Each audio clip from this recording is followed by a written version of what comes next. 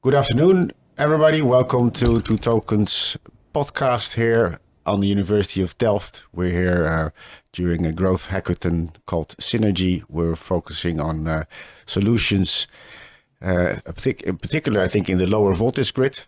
What we're going to talk about. I have here with me two very knowledgeable guests. First of all, Job Swens, independent legal advisor. And on my right-hand side, Peter Hermans, ex-CTO of Steden, very knowledgeable also if it comes to energy regulatory issues. So, gentlemen, welcome. May I first Thank you. ask you to explain us a bit where you come from and what are you doing in this space? Job. Right. I studied physics in the past somewhere, did some things with that. Started working at universities, companies, finally got caught by the virus of renewable energy, climate problems, and wanted to work there. Organized some conferences in 1994, 95, and then moved to RVO, what we call now RVO. At that time it was Novem. Worked there for 10 years, started working for myself, supporting preferably energy communities, local energy projects, 50 megawatt Leeuwarden, for example. And more and more, I came across the legal barriers organizing these kind of projects or supporting these kind of projects. Then decided that this was fun to fight the legal system. Started a study in law, which I finalized, and which is focused on the transposition of the European legislation towards the Dutch law, Dutch Energy Act, the future Dutch Energy Act, which is now being prepared. And that's where I come from, and that's where my energy is. Interesting background. Thank you. So a physicist converted into a lawyer. That's really nice to hear. Peter, what about you? Yeah, thank you. I studied electrical engineering at the University of Eindhoven on telecommunications. And then automatically that brings you in a job for 23 years with the KPN. At that time it was PTT, the Dutch telecom operator. So I had a career in there where we did the whole transformation from a regulated company to a company in the market. And where also the analog networks were digitalized to a digital telecommunication network today. I worked there for 23 years in fixed mobile internet business. So I've seen all the business sides. In 2007, I switched for the energy sector. First, I saw where's a dull sector. Telecom is sexy and electrons and molecules is not sexy. But I very soon learned, well, what's the most sexiest part in the energy transition is the transition itself, the movement, all the changes come over. So since then, I've been working until 2020 in the energy sector. In the last 10 years was the grid operator Steden, one of the three big distribution grid operators in the Netherlands. In the last 5 years of that as chief technology officer. And what I learned also very soon is, well, the energy transition, I said in the company always, it takes place outside this building. So don't stay inside, but go outside and see what's going on. So from the role I had, I was very active in the market. So I saw what's happening in the market. I was very active on the level of regulation. So what is the ministry doing? And I very soon found out that what Netherlands doing is fine, but that actually it is coming out of Brussels. So if you really want to influence the change of what is going, you need to get involved in Brussels. So since 2013, I have been involved in Brussels, actually until today, so to say, even after my retirement. And then I saw, after I left Steden, I said, well, I have a very famous saying, which I frequently use. The energy system of the future will not be built on the silos of the past. So I stepped outside all the bubbles and I tried to see what is going on. And then I entered into the local scene, or what is happening on the local level, the energy communities, what people are doing there. And I'm trying to bring some bubbles together where I said the grid operators and the local energy communities, they can create a big win-win together if they step into this transition together. I do this as a passion because I feel responsibility for my children and my grandchildren. Because otherwise, my grandson will say, "What did you do to create this, to avoid this mess? What is going on?" That's super interesting because you have. I mean, Job has this physics background, so also a technical background. You come from the telecom parts, which I think. What lessons can we learn from the telecom liberalization in the energy sector?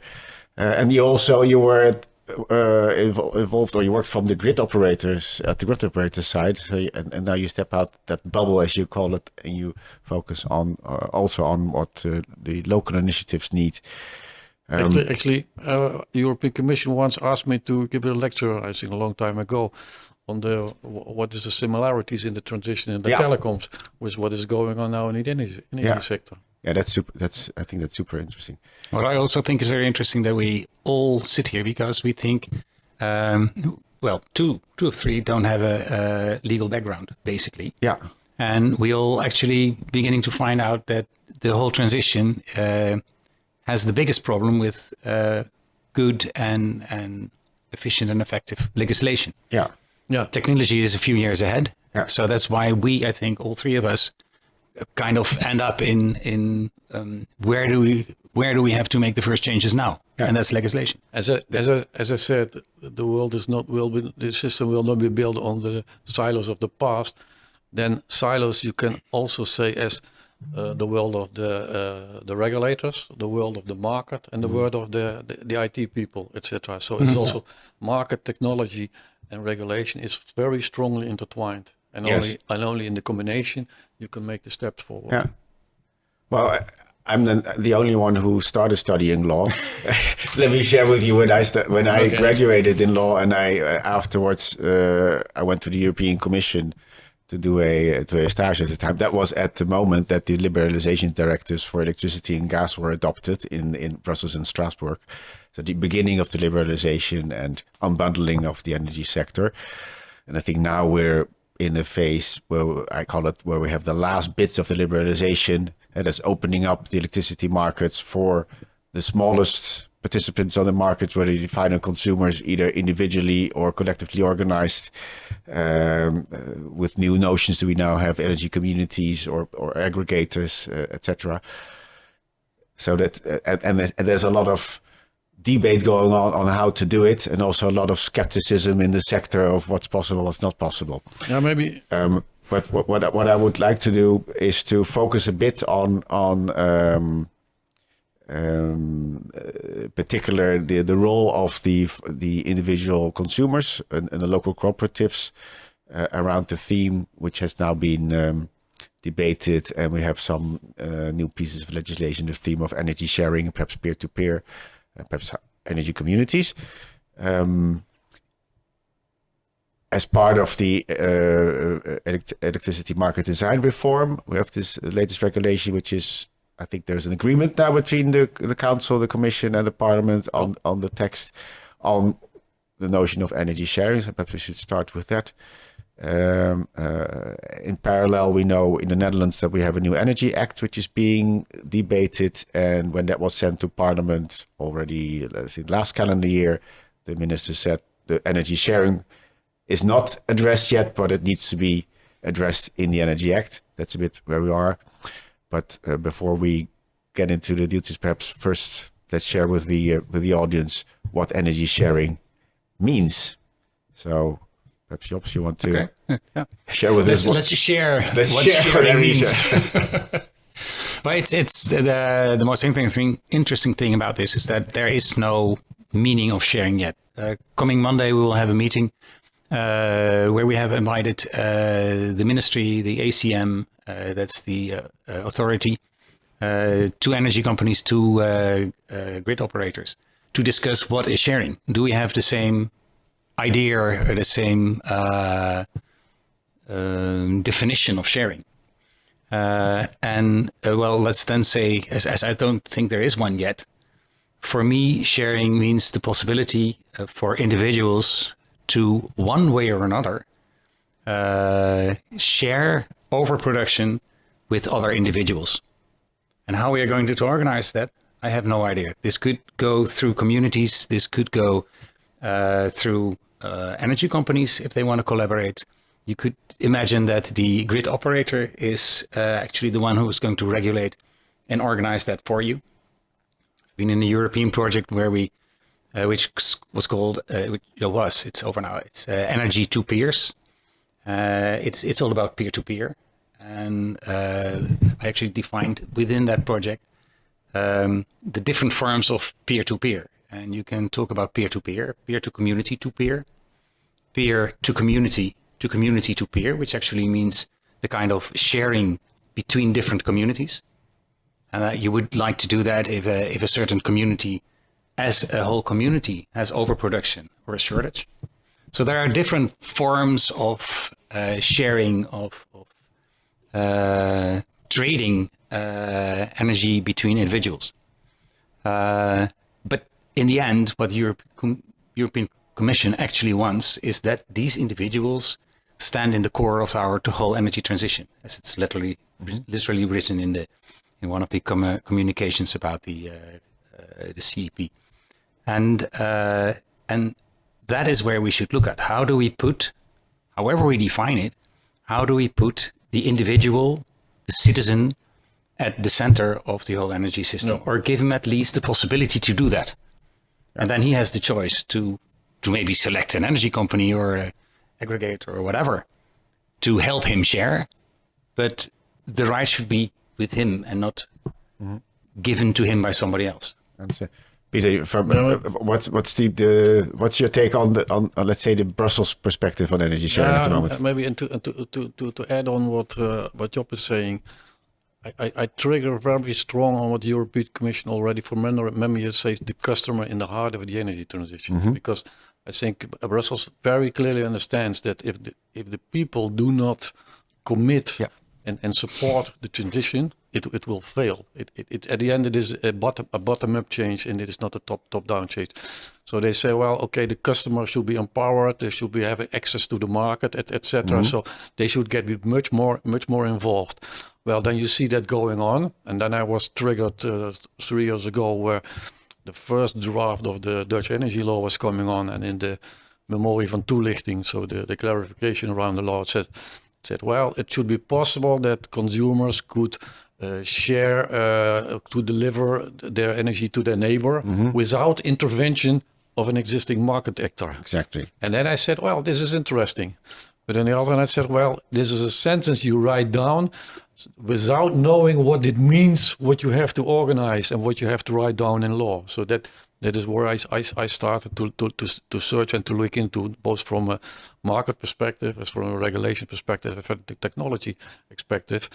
And then if you go deeper in it, and that is going to happen, I think next Monday, what Job is alluding to in the meeting, there are different forms of energy sharing. And we have to specify them out, because some kind of energy sharing that you could say, as Solar Power Europe says, it's collective self-consumption. Exactly. Because today you have self-consumption, collective self-consumption. Then you do it completely within the environment of consumers, and from a collective perspective, you then interact with the market. But you could also say, well, as an energy sharing organizer, we organize that role, and we are part of the market, of interacting with the market. So there are different options there, and I think it's important to clarify those options, because that is confusing the debate today. And of course, it is not about technology or legislation as well. It's also about interest of invest on existing parties, because if the customers have access to the market, that has impact to the existing market actors, suppliers as well. So, but the current text of the EU regulation isn't that limited to collective self-consumption? So, meaning that you need to, as a participant, you need to own a production installation, or have a share in it, either by owning it or leasing it, or renting it, or as a community. Yeah. And it should be, sharing should take place within that community, or there's a lot of discussion, because if I look to the Article 15, what is now put in the electricity market design proposals, it's for me it's still very open. Some hot potatoes they left for the member states, so you get a discussion in the member states as well. For example, what is the perimeter within where we do the energy sharing? A topic which not has been discussed.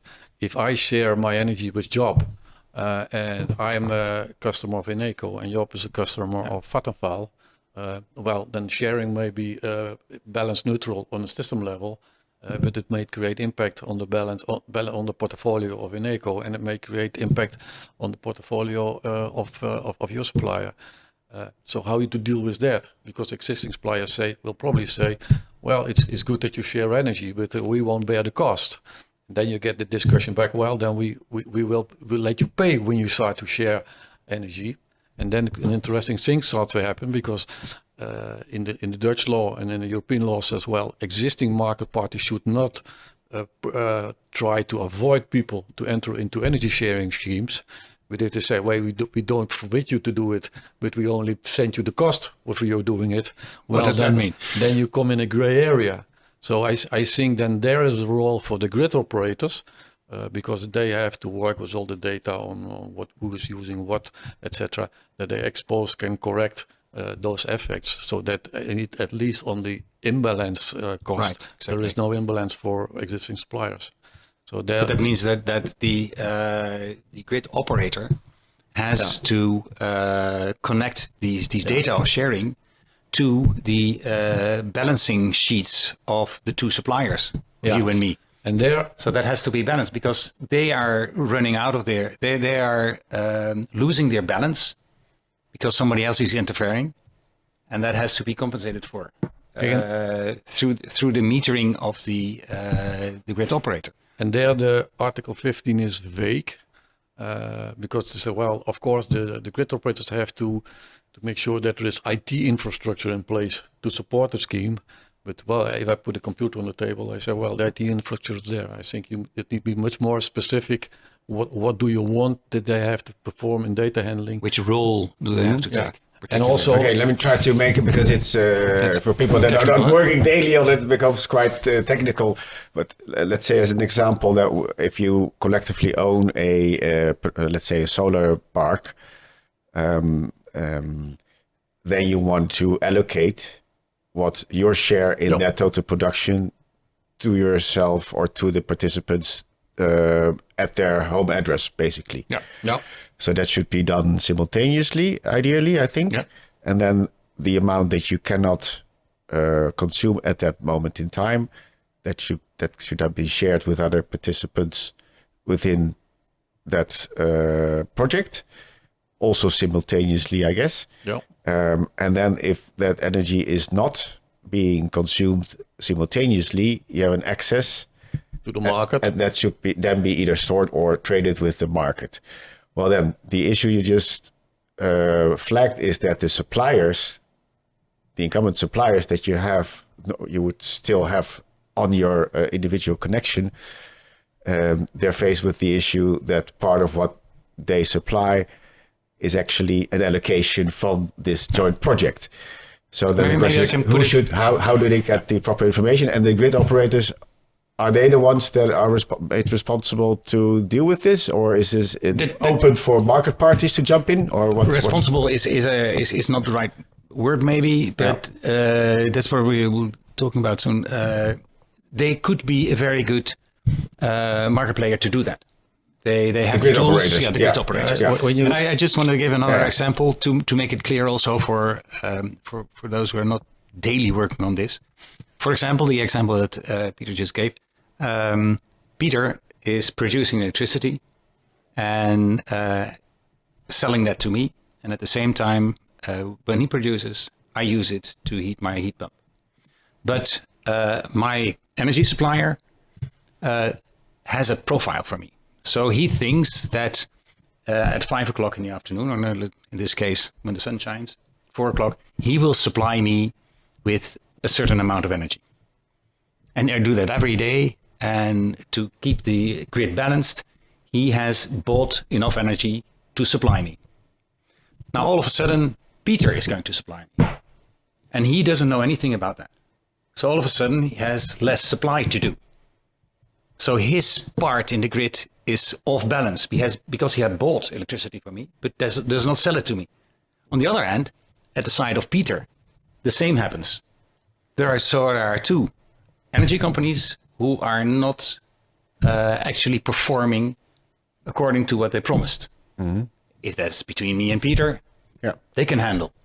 If that is between thousands or 100,000s of households, we're going to play with this, then these energy companies rightfully say, well, what's happening here?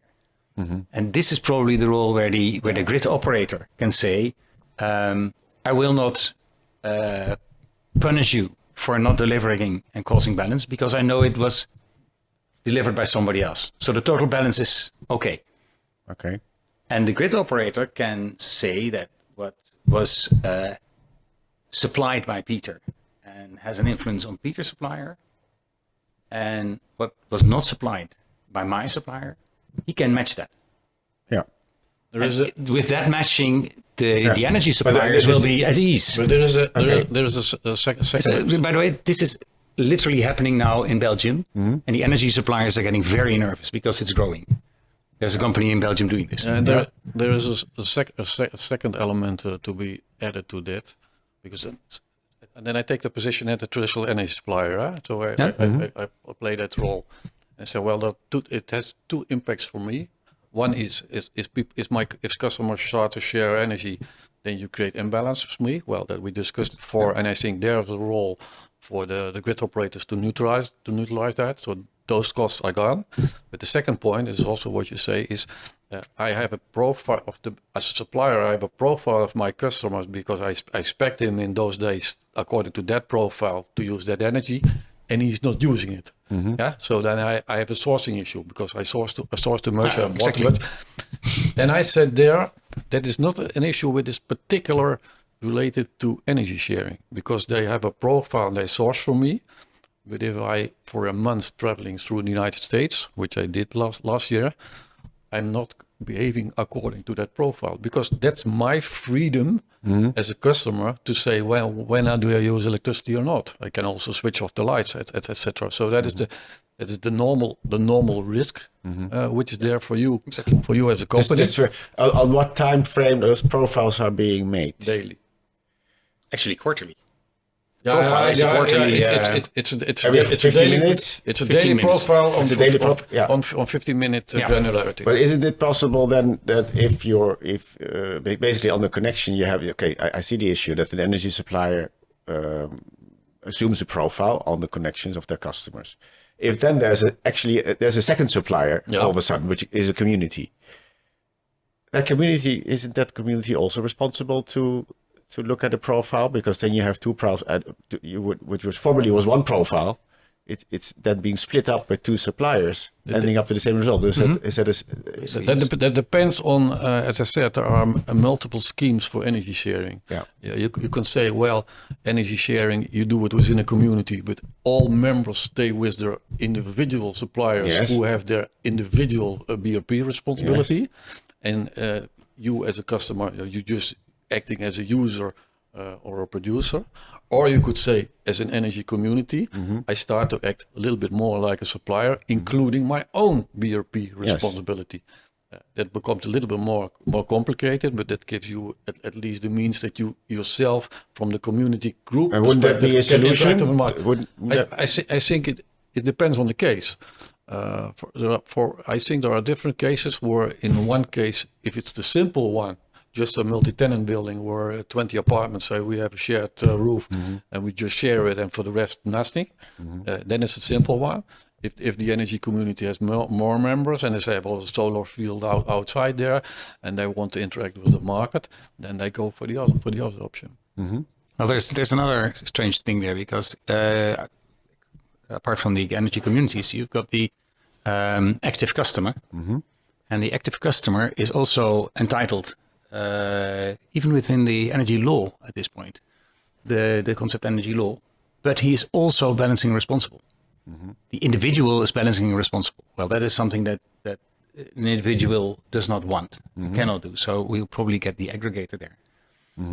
But that is also one thing that has to be solved. So under the Dutch law, I cannot just share my electricity with Peter. But at that point, I become officially balancing responsible.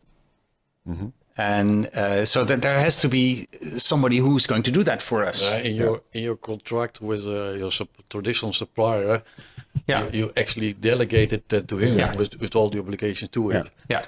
Well, but is it realistic to expect that this balanced responsible role can be performed by smaller participants in the market than the traditional energy suppliers? it is today. Because It is there today. There are independent ones. But let's say if you're in your community, you're thinking of a project and you want to take the balanced responsibility, other than let's say the technological means available in the market to help you doing that. Yeah.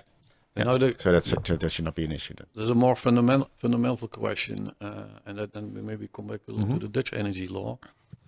If you look to the history for the last 30 years, we have learned in the neoliberal thinking that we think in terms of this is for the market, and this stays in the public regulated domain. In those two frames we think, and the law is written. Now you see with the energy transition where we empower the customer can also produce and may have access to the market, that we automatically frame the active customer also in the frame of the market. Now the question is to what extent is it a correct one? Because of course you could say we have a level playing field, because if you produce as a customer supply energy, and you act a little bit like a supplier, so you in the frame of the market, you have a level playing field with the big suppliers. But if you now look to the European energy law, the clean energy package, you see that the tasks and obligations which were given there for energy communities have a more wider and different scope and target setting as an existing energy supplier. So the question is whether what in the Dutch law is written in the chapter of market, where all the market actors have to adhere to, whether that is applicable for the customers and for the active customers and the energy community. So what we think, and that is what we are discussing within a group, is say, well, the additional frame where we have the market and the public regulated domain, so one or the other, we have to replace by three types of frames, where we have the market, the public and the regulated domain, and the customer or citizen domain. And then you write in the citizen chapter, we're thinking about a chapter on that, the specific rules and rights and obligations. Maybe a bit less stringent than for big market players. Yeah, and then you see the rights and obligations for the market parties, and the other one for the citizens, and then you create asymmetric regulation. And that is what I learned from my telecom point in the past. PTT was the monopolist in the market, and then in the 90s of last century, government said, well, there's competition, we outsource you to the market, but in order to give the market a chance to come on board, we create for a number of years asymmetric regulations, so the market has more rights to do certain things, the new parties, while KPN was not able to do that. So then you have some room and space to maneuver into there. And I think if you really want to have an energy transition where the customers are really empowered and involved in the energy system of the future, there should also some room given to in order that they can do it. But this goes one step further, because when the telecom changed, you get comparable partners. Yeah. So the unbalance in regulation was temporary. And at some point, the others were big enough to be real competitors.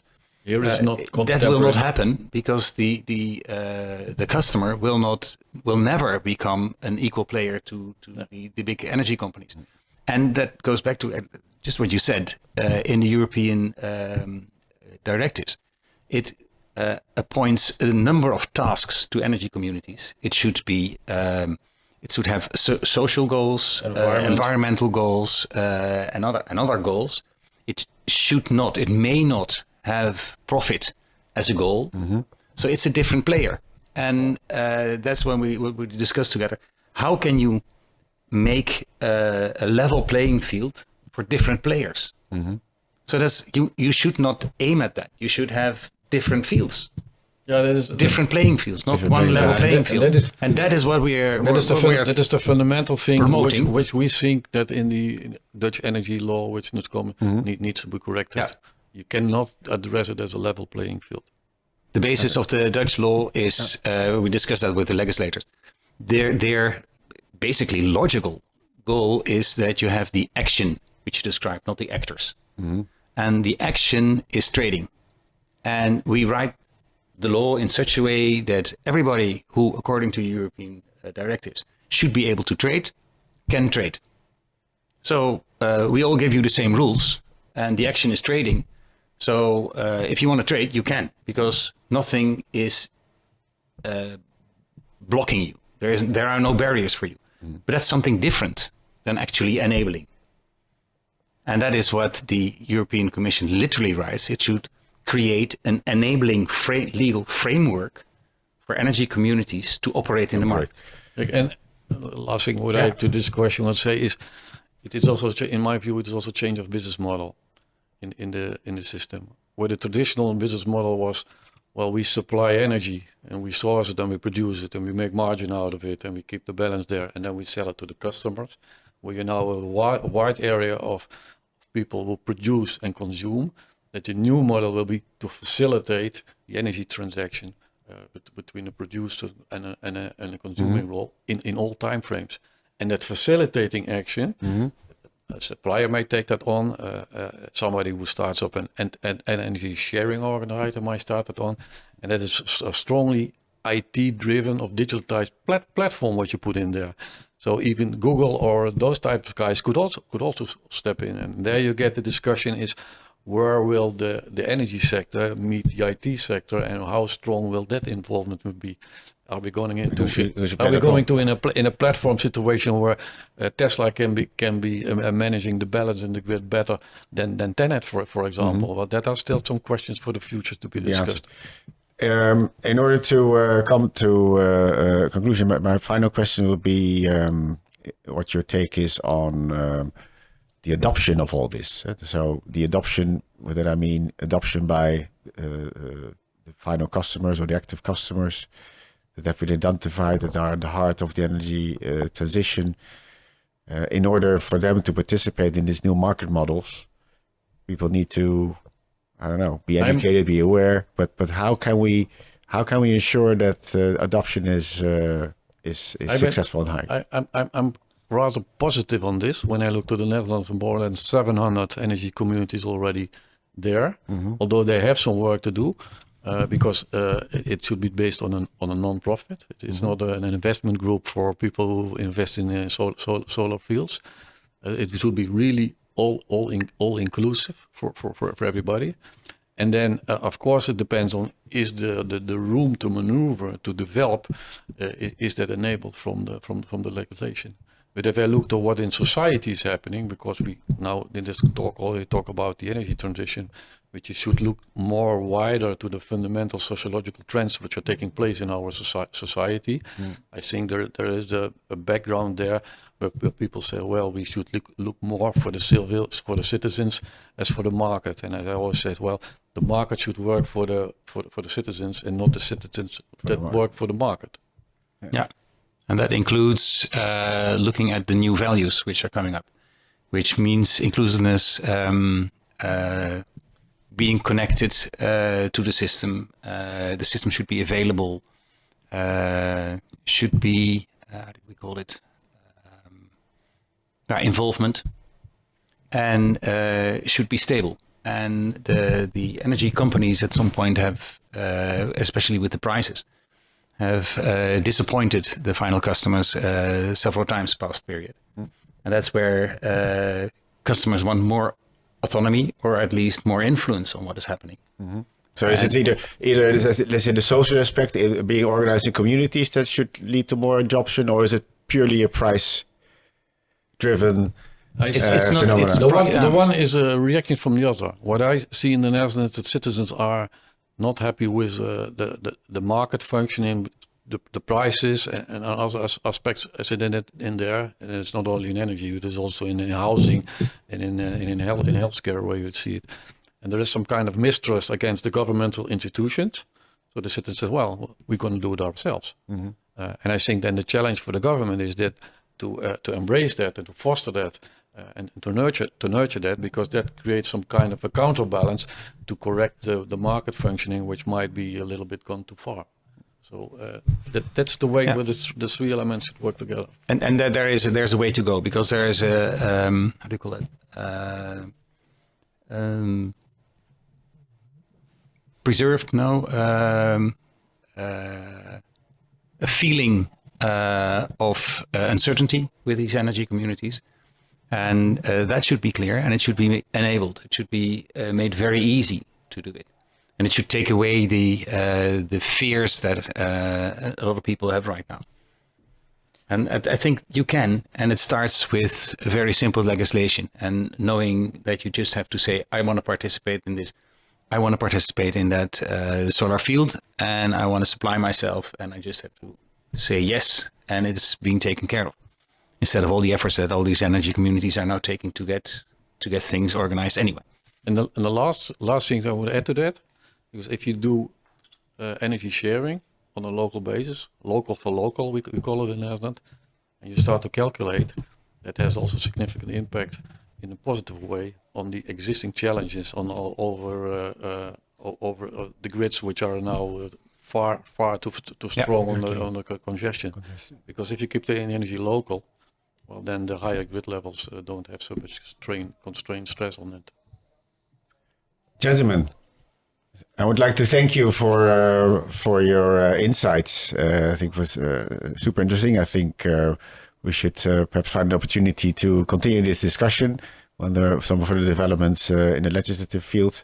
For now, I would like to thank you on behalf of all the audience for your contribution. I think, and I wish you all the luck. And I'm fully confident that you will help everyone to get the legislation up to the level that we need to face the challenges of today. So thank you a lot, and see you next time.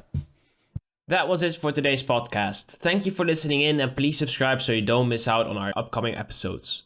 If you want to get in touch with us, you can find our contact details at www.twotokens.org.